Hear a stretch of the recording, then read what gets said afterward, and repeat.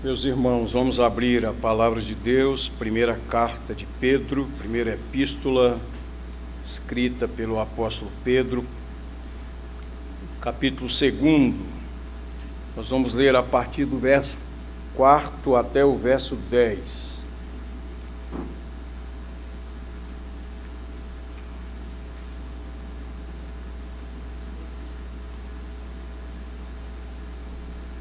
Antes da leitura, abraçamos a todos os queridos que estão aqui no santuário, aqueles que estão acompanhando o culto via internet. Obviamente sentimos a falta de alguns irmãos, alguns viajaram por ocasião do feriado, outros irmãos nossos viajaram para uma viagem missionária lá no Rio Grande do Norte, um marizal, para a organização eclesiástica daquela igreja que foi plantada em parceria com a primeira igreja, pela graça de Deus. E como foi anunciado, está no boletim, o pastor Cláudio está pregando na cidade de Aracaju, em uma das igrejas presbiterianas daquela cidade. O pastor Icleber está aqui, preferiu ficar hoje ao lado de sua Paloma, mas estamos aqui para ministrar a palavra de Deus. Uma querida irmã me procurou de manhã, irmã Marlene França, pedindo as orações da igreja em favor de dois dos seus irmãos, José França e Fernando França. Os dois estão hospitalizados, um está aqui no Recife, o outro em São Paulo, lá no Instituto do Coração, e eu gostaria que nós nos uníssemos agora em oração em favor de José França e Fernando França. Outra notícia que queria compartilhar sobre nossa irmã Adail Maia. Ela submeteu-se à cirurgia. Era aquela decisão que a família precisaria tomar, ou a cirurgia correndo um risco, ou o perigo de uma infecção generalizada. A família, em oração, optou pela cirurgia. E pela graça de Deus, ela foi bem sucedida na cirurgia, resistiu bem, aquela prótese foi retirada e ela continua lá na UTI. Oremos por ela, sua irmã Clélia também, que está em UTI, mas no outro hospital. Vamos colocar essas vidas e pedindo a bênção de Deus sobre cada um desses que foram citados aqui. Senhor Deus, Tu és o nosso refúgio, a nossa fortaleza, Tu és socorro bem presente na tribulação. Tu és o Deus que opera maravilhas, o Deus que faz grandes coisas, mas cremos firmemente que és o soberano, o autor da vida, o mantenedor da vida. O Senhor é o médico dos médicos. Os médicos e todos os profissionais da saúde, eles são tão importantes, porém eles são instrumentos Teus.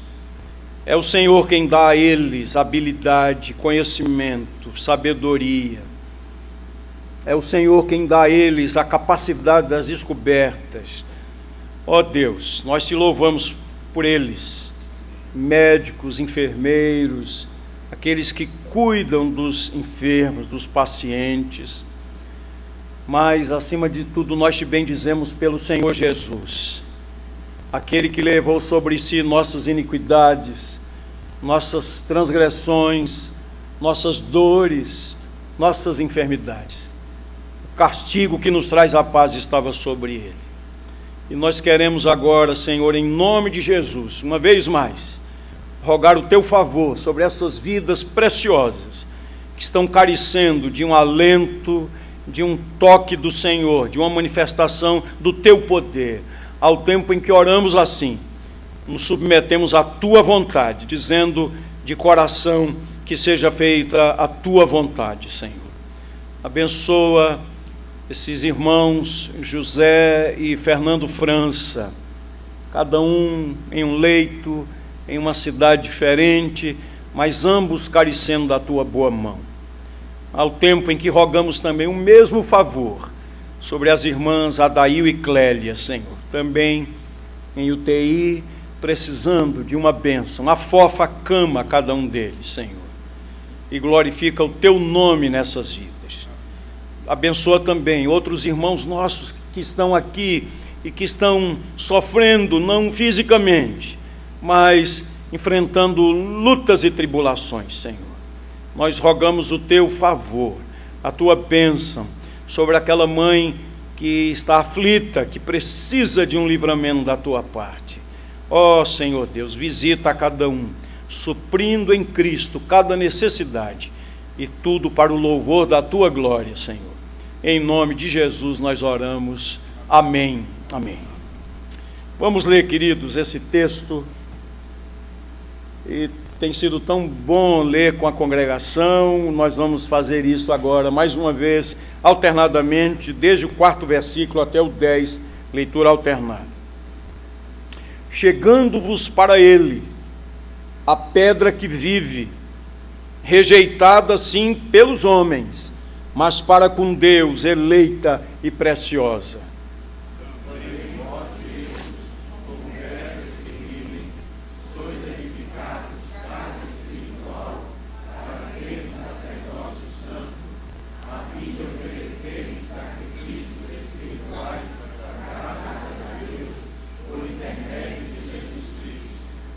Pois isso está na Escritura.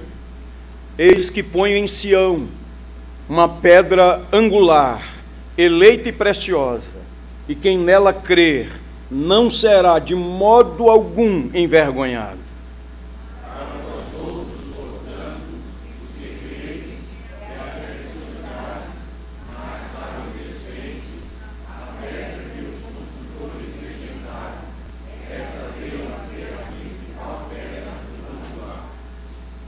E pedra de tropeço e rocha de ofensa. São estes os que tropeçam na palavra, sendo desobedientes para o que também foram postos.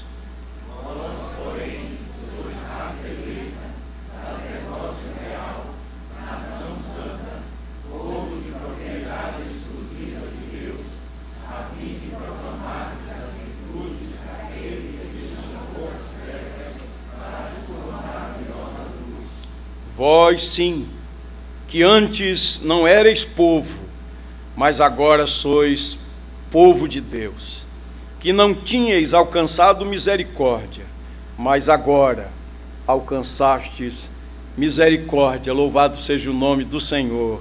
Amém. Amém.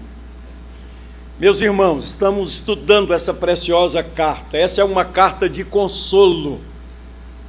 É uma carta exortativa também, para dar bom ânimo à igreja. Foi escrita a irmãos que estavam dispersos por causa de sua fé, não porque fossem malfeitores, não porque tivessem transgredido, mas porque eram testemunhas do Senhor Jesus. Estavam sofrendo, estavam sendo perseguidos por causa da fé, por causa do nome do Senhor Jesus. E Pedro, que havia recebido um chamado do Senhor, logo no início do ministério de Jesus, o Senhor um dia olhou para ele e disse: quando te converteres, fortalece a teus irmãos. E depois da ressurreição de Jesus, quando o Senhor reabilitou Pedro para a obra ministerial, como apóstolo, quando perguntou a ele por 3 vezes: tu me amas? E deu a ele uma missão: apacenta as minhas ovelhas, apacenta os meus cordeiros, apacenta as minhas ovelhas. E ele o fez pela graça de Deus no exercício do seu ministério. Foi Pedro um instrumento de Deus para abrir a porta do evangelho aos judeus, e foi Pedro também instrumento de Deus para abrir as portas do evangelho aos gentios, ainda que a princípio com a resistência, mas Deus o usou grandemente quando pregou lá na casa de Cornélio e a outros gentios mais. Ele foi instrumento de Deus. E quando ele escreveu essa preciosa carta, eu falei aqui já em 2 ocasiões, o propósito está muito claro, capítulo 5, versículo de número 12, quando ele diz: por meio de Silvano, mesmo Silas, que para vós outros é fiel irmão, como também o considero, vos escrevo resumidamente, exortando e testificando de novo, que porque esta é a genuína graça de Deus. Nela estai firmes. Esta é a genuína graça de Deus. O que temos visto até agora, queridos, capítulo 1 e o início do capítulo 2. Primeira mensagem, os 12 primeiros versículos, nós vimos fontes de consolo e de encorajamento para a igreja. Depois, a partir do verso 13 até o verso 21, nós temos uma palavra bem interessante, Pedro dizendo à igreja: as boas novas da salvação, as boas novas do Evangelho devem ter efeito na nossa vida, na nossa prática, nos detalhes práticos da nossa vida. E semana passada, ainda falando sobre esse aspecto prático, a partir do verso 22 até o verso 3 do capítulo 2, nós vimos que as boas novas de salvação devem ter efeito nos nossos relacionamentos. E ele termina falando que nós devemos nos despir de muitas coisas, como, olhando aí na sua Bíblia, verso 1, toda maldade e dolo, de hipocrisias e invejas, de toda sorte de maledicências. Esse é o aspecto negativo. Devemos nos despir dessas coisas, devemos nos livrar dessas coisas, como alguém se livra de uma roupa suja e coloca uma roupa limpa. É esse o sentido do texto, essas coisas que fazem parte da velha vida. E ele termina com essa metáfora, que devemos desejar como crianças recém-nascidas, devemos desejar ardentemente o genuíno leite espiritual, para que tenhamos crescimento para a salvação. Esse é o aspecto positivo. Agora, queridos, olhando para o texto, vejam que a metáfora deixa de ser um bebê ávido por leite e passa a ser a figura de pedras vivas. Essa expressão pedras vivas pode ser também dita como pedras que vivem. Essa é a metáfora que ele usa, a de um edifício que está em construção. Jesus é a pedra principal, a pedra angular, a pedra de esquina. Essa pedra é aquela que dá sustentação a toda a construção, e ela também direciona, ela dá alinhamento a toda a construção. Obviamente que nas construções antigas usava-se muito essa expressão de pedra angular, pedra de esquina, pedra fundamental. Se Deus permitir, ao final do culto, nós vamos cantar um hino que fala exatamente de Jesus como sendo a pedra fundamental. Era aquela primeira pedra a ser assentada na construção de um edifício. A pedra de esquina que formava um ângulo reto entre as duas paredes da construção. E ela servia para definir a colocação das outras pedras. Então, essa é a ideia que Pedro estava dizendo, para alinhar toda a construção. Ele diz: Jesus é a pedra angular, a pedra fundamental, a pedra de esquina, e esse edifício está sendo levantado, construído, um santuário para a adoração de Deus. E quem são as pedras vivas? Todos aqueles que são feitos novas criaturas em Cristo Jesus.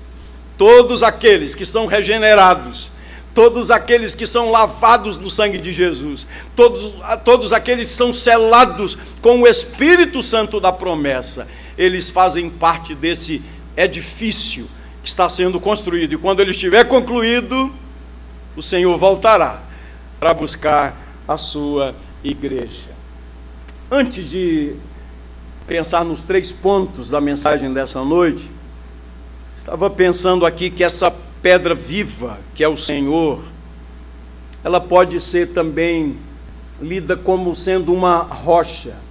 E quando nós recorremos ao Velho Testamento, estava vendo alguns textos do Velho Testamento, quando o Velho Testamento fala de Deus como sendo rocha, a ideia é de fidelidade, a ideia é de força do Senhor, ou então segurança para o seu povo. Essa é a ideia. Agora imaginem, Pedro está usando essa figura. uma igreja que está sendo assolada, perseguida, cristãos maltratados, cristãos presos, torturados, mortos, sendo considerados como lixo da sociedade. E ele está falando sobre esse fundamento, sobre o edifício. Jesus é a rocha, e eles, especialmente os judeus, conheciam muito bem o significado da rocha. Eu separei aqui pelo menos 4 textos. Se você estiver anotando, anote só a referência. Para a gente ganhar tempo, eu vou ler e você vai acompanhando. Por exemplo, Isaías capítulo 26, versículo 4, que diz assim: confiai no Senhor perpetuamente, porque o Senhor Deus é uma rocha eterna. Confiai no Senhor perpetuamente, porque o Senhor Deus é uma rocha eterna. Isaías ainda, capítulo 30, verso 29. Um cântico haverá entre vós, como na noite em que se celebra a festa santa, e alegria de coração, como a daquele que sai ao som da flauta, para ir ao monte do Senhor, à rocha de Israel. Salmo 31, versos 2 e 3, ele diz assim: inclina-me os ouvidos, livra-me depressa. Não há ocasiões quando a gente ora a Deus assim: Senhor, socorro, depressa, ó Senhor, apressa-te, inclina-me os ouvidos, livra-me depressa, ser o meu castelo forte, cidadela fortíssima que me salve, porque Tu és a minha rocha e a minha fortaleza, por causa do Teu nome, Tu me conduzirás e me guiarás. E por fim, Salmo 19, verso 14, esse eu nem vou ler, nós vamos dizer juntos. Vamos lá. As palavras dos meus lábios e o meditar do meu coração sejam agradáveis na Tua presença, Senhor, rocha minha e redentor meu. Bendito seja o nome do Senhor. Ele é a rocha, Ele é o fundamento, a pedra angular, a pedra de esquina. Toda glória e honra ao nome do Senhor. Nós vamos ver hoje à noite, queridos, 3 afirmações. Uma que fala sobre o relacionamento entre a igreja e o Senhor. Outra que mostra como esse Senhor, com todas as virtudes, todas as qualidades, tudo que Ele representa, Ele foi rejeitado, Ele foi desprezado. Interessante que ele usa aqui a metáfora de construtores. Os construtores olharam para aquela pedra angular, pedra de esquina, tão apropriada para dar sustentação. E sabe o que os construtores fizeram? Desprezaram. E aí essa pedra de esquina, esse fundamento para a igreja, torna-se uma pedra de tropeço para esses incrédulos. Olha, a incredulidade é uma coisa terrível. Hoje, quando até citei na hora da ceia pela manhã, quando o pastor Clay pregava, ele afirmou, e é o que está no Evangelho, que depois da confissão de Pedro, Tu és o Cristo, Filho do Deus vivo, Jesus passou a falar a respeito do seu sofrimento, de sua morte e da sua ressurreição. Mas lendo lá em Marcos, o pastor Clay leu Marcos 10, mas lendo as outras afirmações de Jesus sobre o sofrimento, há uma afirmação do evangelista quando ele diz assim: eles, porém, não entendiam essas coisas. Como o nosso coração é tardio para crer, queridos. E eu quero me incluir aqui com muita tristeza mesmo. Há tantas verdades na palavra de Deus que deveriam nos levar à adoração, à gratidão, à consagração, ao louvor, mas nós não compreendemos logo. E a incredulidade é uma coisa terrível, porque os homens olharam para Jesus e na sua incredulidade não viram nele beleza nenhuma. Ele foi não apenas rejeitado, mas ele foi o mais rejeitado entre todos os homens. E agora eu falo a você que está aqui no santuário, você que está acompanhando, quantos há que frequentam a igreja há tantos anos, filhos, netos, bisnetos de gente de Deus, gente que tem ouvido, que foi para a escola dominical e ainda não se entregou, não se rendeu ao Senhor, não vive para a glória de Deus, eu só lhe digo uma coisa: peça a Deus hoje misericórdia. Diga: Senhor, misericórdia de mim, porque eu tenho te rejeitado na minha vida, eu tenho te considerado como coisa de só menos.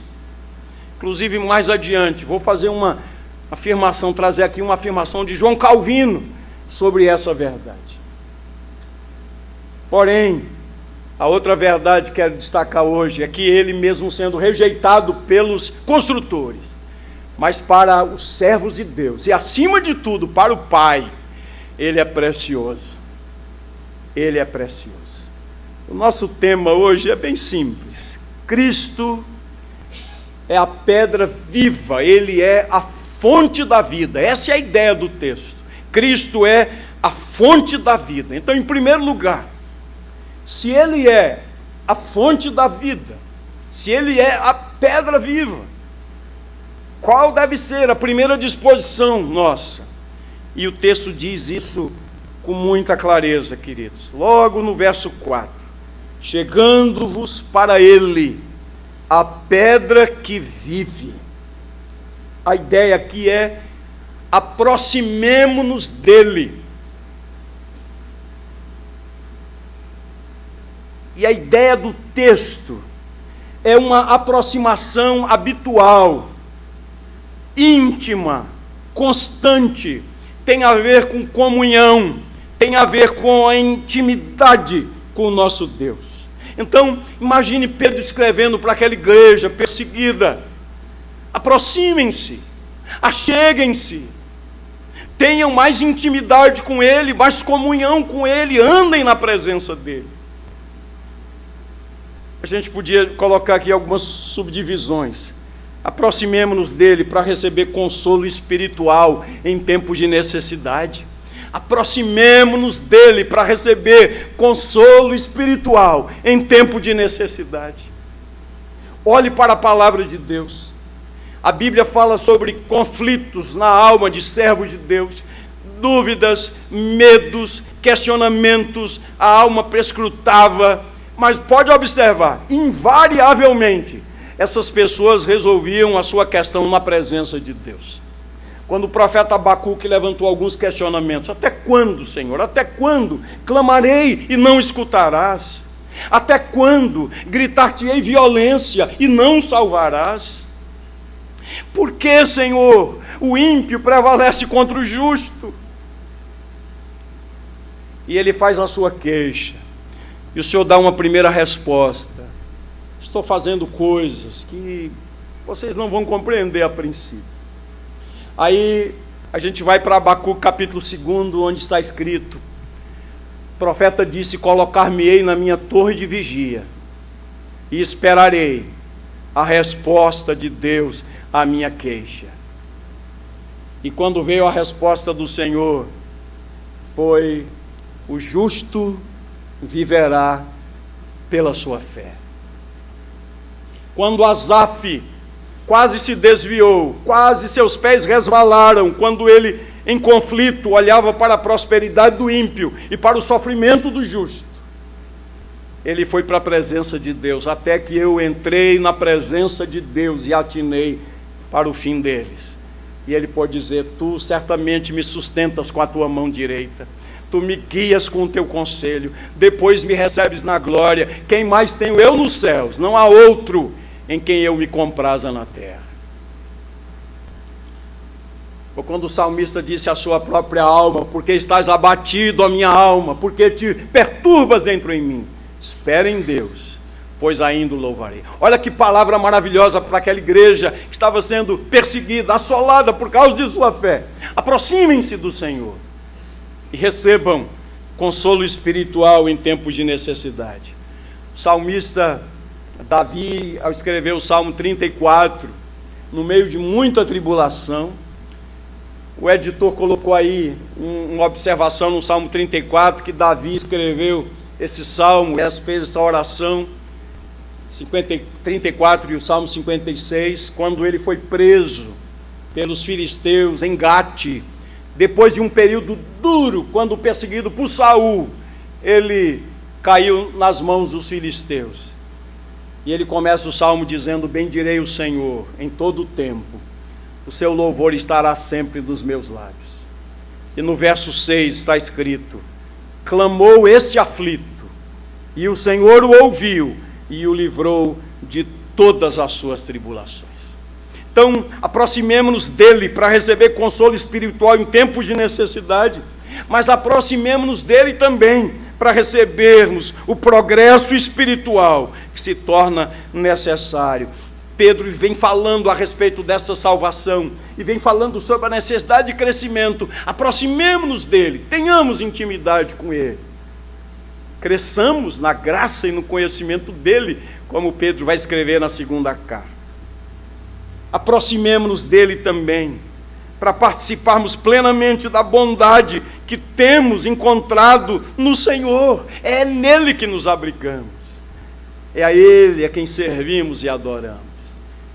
Aproximemo-nos dele também, queridos, como o texto diz aqui claramente. Tudo isso que eu falei está no contexto, mas aqui o texto diz claramente: aproximemo-nos dele, a fonte da vida, para a construção de um edifício cheio de vida, um santuário para adoração.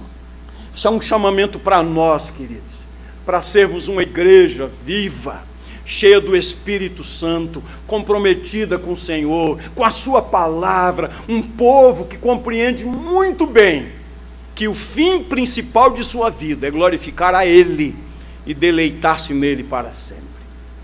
Segundo lugar, Cristo é a fonte da vida, precioso para o Pai, como diz o texto, precioso para aqueles que o amam, como Pedro já havia dito lá no início, versículo de número 8 do capítulo 1, a quem, não havendo visto, amais, no qual não vendo agora, mas crendo, exultais com alegria indizível e cheia de glória. Ele é a fonte da vida, precioso para o Pai, precioso para aqueles que o amam, porém rejeitado por muitos. É isso que Pedro estava dizendo aqui. Olha aí para o texto, verso 4, a segunda parte. Essa pedra viva, rejeitada sim pelos homens, mas para com Deus, essa pedra é eleita e preciosa.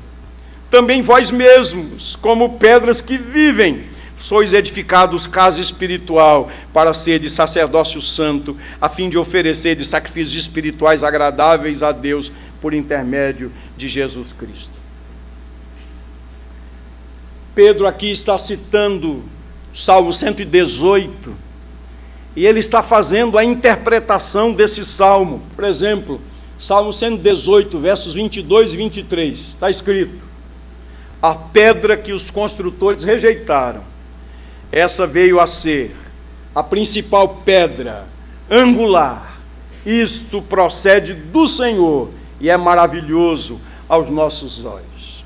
Só para termos uma ideia do que significa essa rejeição, vá comigo para o Evangelho de Marcos, capítulo 12.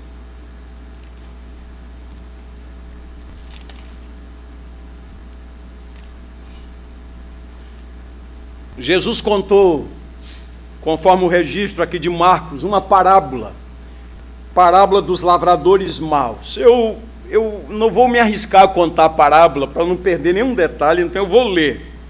Capítulo 12, de 1 a 12, você me acompanha por gentileza. Depois entrou Jesus a falar-lhes por parábola. E a parábola foi essa: um homem plantou uma vinha, cercou-a de uma sebe, construiu um lagar, edificou uma torre, arrendou-a a uns lavradores e ausentou-se do país. No tempo da colheita, enviou um servo aos lavradores para que recebesse deles dos frutos da vinha. Eles, porém, o agarraram, espancaram e o despacharam vazio. De novo lhes enviou outro servo, e eles o esbordoaram na cabeça e o insultaram. Ainda outro lhes mandou, e a este mataram.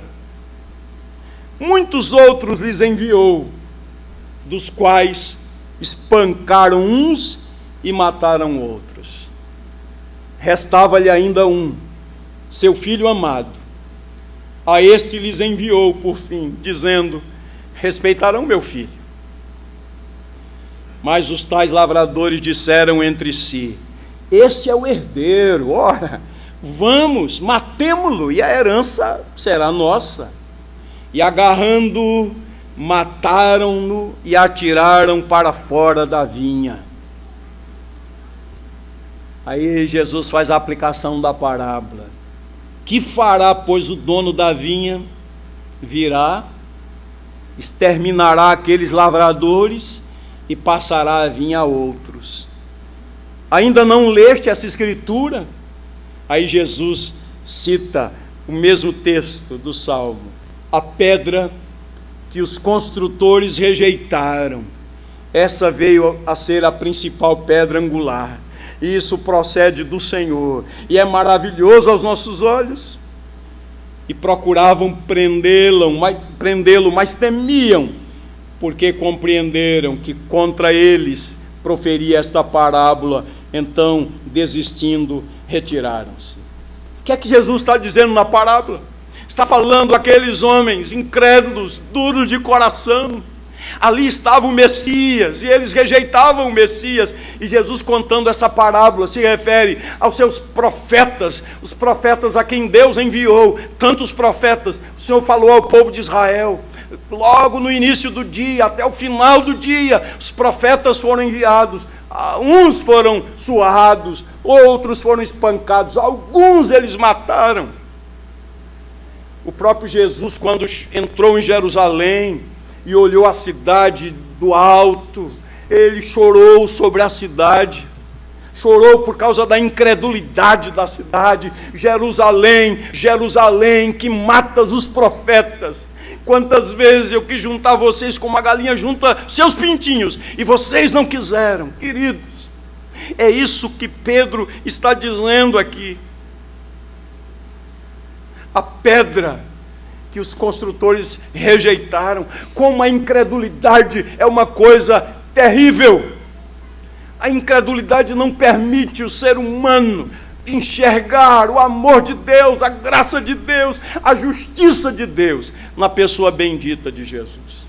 O próprio Pedro, quando estava perante o Sinédrio, depois de ter sido preso, ele e João terem sido presos, eles deram um testemunho, e naquele testemunho que Pedro deu perante o Sinédrio, capítulo 4 de Atos, verso 11, está escrito: esse Jesus é a pedra rejeitada por vós, os construtores, a qual se tornou a pedra angular. E João, o evangelista, escreve no capítulo 1, falando de Jesus como sendo o verbo da vida. Veio para o que era seu, e os seus não o receberam. E olha de novo aqui para o texto, 1 de Pedro 2, verso 4 e verso 7. Chegando-vos para ele a pedra que vive, rejeitada sim pelos homens, mas para com Deus eleita e preciosa. Verso 7. Para vós outros, portanto, os que credes, é a preciosidade, mas para os descrentes, para os incrédulos, a pedra que os construtores rejeitaram, essa veio a ser a principal pedra angular. Na terminologia usada profeticamente, homens são substituídos aqui por construtores. Isso se aplicava aos judeus que haviam rejeitado o Messias e ainda rejeitam o Messias, a grande maioria. Mas é uma palavra que se aplica a todos os homens, em todas as épocas, de todas as culturas, todas as raças, tribos, nações, as pessoas que têm rejeitado o Messias, que têm rejeitado a principal pedra angular. O texto lá de Isaías, capítulo 28, que fala sobre essa verdade de Jesus como a pedra que vive, está escrito: assim diz o Senhor Deus: eis que assentei em Sião uma pedra, pedra já provada, pedra preciosa, pedra angular, solidamente assentada. Aquele que crer não foge. Quando o Novo Testamento interpretou esse texto, aquele que crer não foge, a ideia é: todo aquele que nele crê não será decepcionado. Essa é a ideia. Quando ele fala de Jesus como sendo a preciosidade, é a mesma palavra que está no verso 19 do capítulo 1, para falar a respeito do sangue precioso de Jesus, sangue sagrado de Jesus. Então, quando a Bíblia está dizendo de Jesus, a pedra preciosa, significa que ele é honrado, significa que ele é valioso, que ele é de grande preço. Essa palavra é usada para se referir a pedras preciosas. Pedras preciosas. Mas o que faz a incredulidade? Faz com que uma pedra preciosa seja vista como algo de só menos, sem nenhum valor. Isso na prática, quando o governador, depois de ter estado com Jesus, de ter reconhecido, não vejo nesse homem culpa nenhuma, falta nenhuma, e colocou diante deles uma possibilidade: Barrabás, acusado de sedição, um criminoso, e Jesus. A quem devo soltar?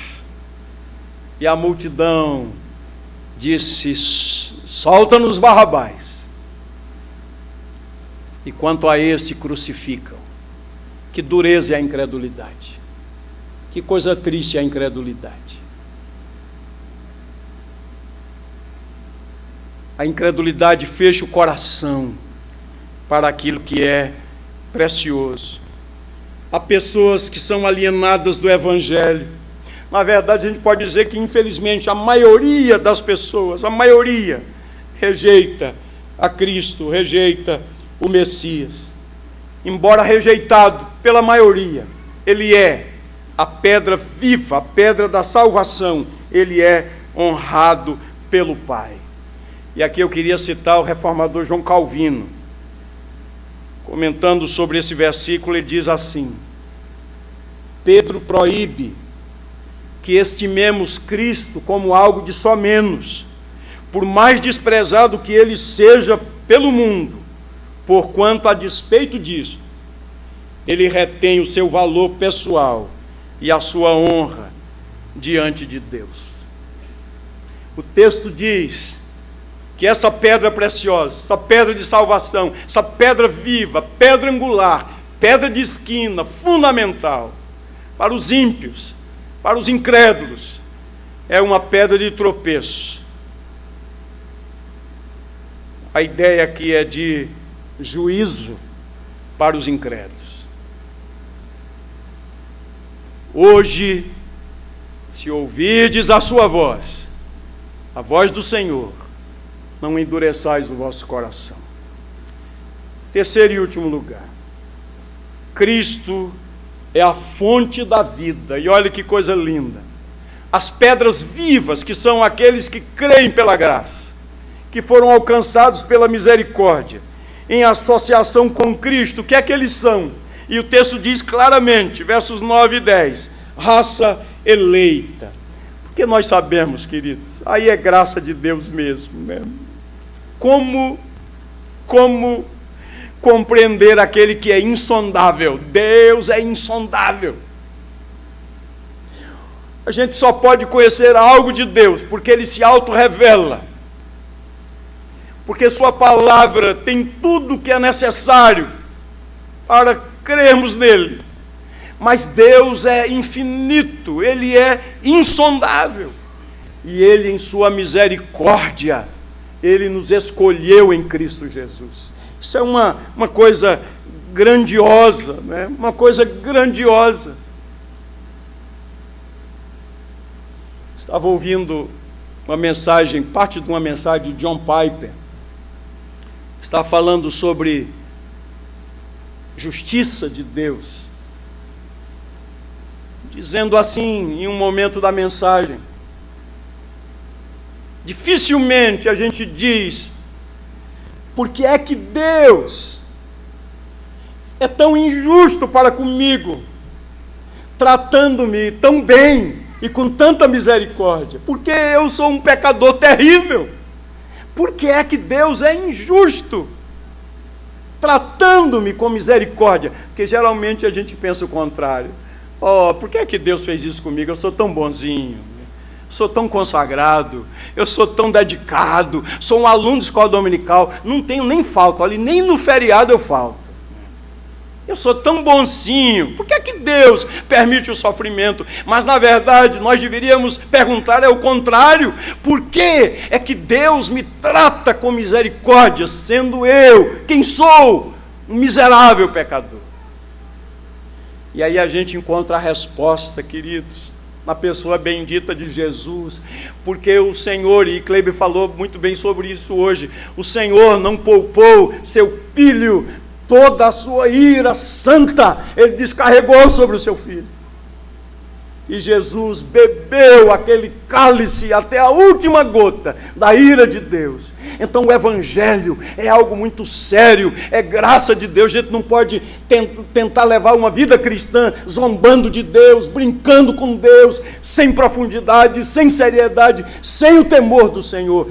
Ele nos escolheu graciosamente. Eu só creio nele, porque ele me escolheu. Eu só creio nele, porque ele me chamou eficazmente. Eu só creio nele, porque ele me amou antes da fundação do mundo. É graça de Deus, é misericórdia de Deus. E ele está falando aqui para aquela igreja, considerada como nada, um lixo, uma sociedade que perseguia os cristãos por causa de sua fé, por causa de Jesus. E quando o coração enganoso queria levar alguns a fracassarem, vale a pena sofrer tudo isso por causa de Jesus. Aí vinha a revelação de Deus. Ele é a pedra preciosa, rejeitada pelos incrédulos, mas eleita por Deus, preciosa para Deus. E aí vem essa verdade, queridos irmãos. Quando ele usa aqui o verso 9, verso 9 do capítulo 2, ele está repetindo o versículo 1, o versículo 2 do capítulo 1, eleitos segundo a presciência de Deus em santificação do Espírito Santo. Está encorajando aqui aqueles cristãos sofredores que são rejeitados pelos homens, mas com a lembrança de que são eleitos e preciosos para Deus. Que Deus nos dê essa graça no dia mais duro da nossa vida, mais agudo, quando o inimigo nos acusar, quando a dor for quase insuportável, que os nossos olhos sejam abertos para essa verdade, pela graça de Deus. Eu sou um eleito e precioso para Deus. Seja bendito o nome do Senhor. A segunda verdade, queridos, Ele é a fonte da vida e as pedras vivas associadas com Ele. Essas pedras vivas são também o sacerdócio real, ou seja, foram vocacionados para o trabalho sacerdotal. Se a gente quiser entender um pouco do impacto dessa afirmação, dessa descrição dos fiéis como sacerdócio real, devemos nos lembrar, olhando lá para o Velho Testamento, que apenas os membros do sexo masculino de determinadas famílias podiam ser sacerdotes de uma determinada tribo, que era a tribo de Levi, e havia determinadas exigências. Mas aqui Pedro nos ensina, pela revelação de Deus, que todos os que estão em Cristo Jesus, os membros da igreja, são sacerdócio real. E essa foi uma das doutrinas importantes ensinadas pelos reformadores, o sacerdócio universal de todos os santos. Quando nós pensamos no trabalho sacerdotal, havia uma plaquinha de ouro, ficava lá em parte de sua vestimenta, onde estava escrito: santidade ao Senhor. Essa era a ideia. Santos, separados, exclusivos do Senhor. Sacerdotes eram adoradores. Sacerdotes, especialmente o sumo sacerdote, tinham o direito de se aproximar do trono da graça para receber misericórdia, socorro para a ocasião oportuna. O sacerdote colocava a causa do povo perante o Deus Santo. Ele oferecia sacrifícios, como Cristo já se ofereceu a si mesmo. Ele foi o sacerdote, sumo sacerdote, a oferta, e a sua oferta foi plena para sempre. Nós não precisamos mais sacrificar nenhum animal, porque o sangue do cordeiro já foi derramado, perfeito, completo, de uma vez para sempre. Mas a Bíblia ensina, queridos irmãos, que nós devemos nos oferecer como instrumentos de Deus para um sacrifício vivo, um culto racional, como Paulo bem escreve em Romanos capítulo 12. E outra função do sacerdote era ensinar a palavra de Deus, a lei de Deus. Nós somos sacerdócio real. Ele diz mais: nação santa, um povo santo, separado do pecado e separado para Deus. Poder dizer: eu sou do Senhor pela graça. Eu não me pertenço a mim, eu sou do Senhor. Ele é meu rei, Ele é meu dono, Ele é meu pai, Ele é o meu Senhor. Eu sou dele, exclusivamente dele. E por fim, precisamos entender o propósito de sermos pedras vivas para a glória de Deus. Vejam, as palavras de Pedro revelam duas funções estratégicas da igreja. Eu quero concluir com essas afirmações. Primeira função estratégica é prestar culto a Deus. Nós somos esse santuário espiritual, esse edifício santo consagrado ao Senhor. E esse é um dos nossos deveres, prestar culto a Deus, servir ao Senhor com alegria, com dedicação, com consagração, prestar culto a Deus. E a outra função estratégica é dar testemunho do Senhor, é proclamar as virtudes daquele que nos chamou das trevas para a sua maravilhosa luz. É falar a respeito do Senhor em um mundo que rejeita o Senhor, mas entender que esse é o método de Deus. Como vimos semana passada, o Evangelho é agente de salvação. A fé vem pelo ouvir a palavra de Deus. E a essência da pregação é Cristo. São as virtudes dele, sua pessoa, sua obra. Cristo é a mensagem. Que Deus nos abençoe. Que sejamos em sua graça adoradores, queridos, que o adorem em espírito e em verdade. Que ao ouvirmos a palavra de Deus nessa noite, nos consagremos a Ele plenamente, nos acheguemos a Ele. Que você que tem rejeitado ao Senhor por incredulidade, por rebelião do coração, você se arrependa hoje em nome de Jesus e se achegue a Ele, clamando por misericórdia. Sejamos adoradores e proclamadores da palavra do Senhor. Que Ele nos abençoe. Nós vamos agora ficar em pé e vamos cantar com muito entusiasmo o hino que fala de Jesus como sendo essa pedra fundamental, essa pedra de esquina, 298 do Novo Cântico. Depois nós vamos petrar a bênção, terminando assim esse culto ao Senhor.